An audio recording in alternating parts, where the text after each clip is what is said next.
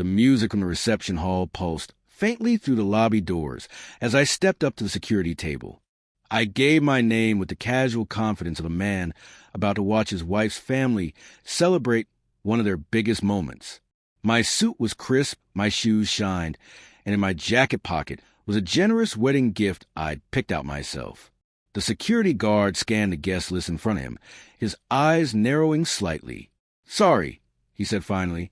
"Your name isn't on the list." I laughed at first, thinking it was a mistake. "Check again. I'm the groom's brother-in-law." He looked again, shook his head. "Not here." Confused, I pulled out my phone and texted my wife. "Hey, there's some mix-up. Can you come out?" A minute later, she appeared at the door, stunning in a champagne-colored dress. But instead of concern, there was a small, almost mocking curve to her lips. She stepped close enough that only I could hear her. "Did you really think you were invited?" she said softly. "Strangers aren't allowed." It took me a second to process the words. Strangers. My own wife had just told me I wasn't welcome at her brother's wedding. She turned and walked back inside without another glance, the doors closing behind her. I stood there for a long moment, my heartbeat steadying. The initial sting gave way to something colder, cleaner. If that's how she wanted to play it, I would oblige, but not tonight. No, tonight I would let them celebrate in blissful ignorance. The real payback would come later. It would be quiet, precise, and unforgettable. For the rest of the evening, I went home, poured myself a drink, and thought. Over the years, I had done more for her family than they probably realized. I'd helped her brother get his first job. I co-signed on a loan for her parents when their business hit a rough patch.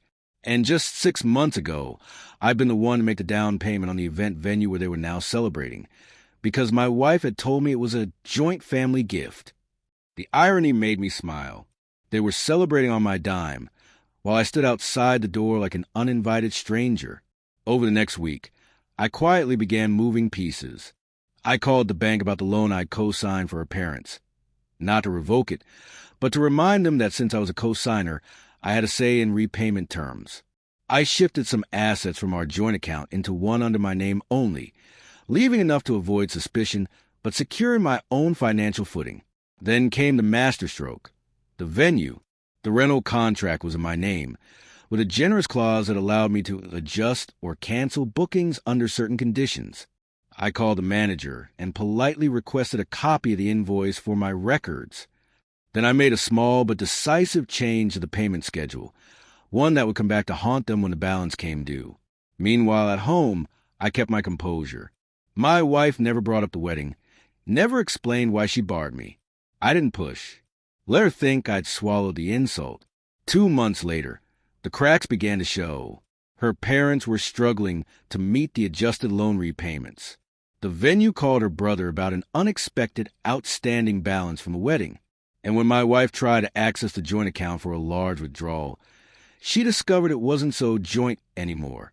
That night, she confronted me, her voice shaking with anger. "What the hell did you do?" I set down my glass and looked her in the eye. "Did you really think strangers would keep paying your bills?" The silence between us was heavier than any argument. She opened her mouth, closed it again, and walked away. By the end of the month, I'd moved out. The divorce papers followed shortly after. I left her with her family. The same family she'd chosen over me that night, and with the financial mess they now had to clean up without my help. They say revenge is best served cold. That's true, but it's even better served quietly, without a single raised voice or dramatic scene. And as for the wedding reception, I'm glad I missed it. Some celebrations aren't worth attending.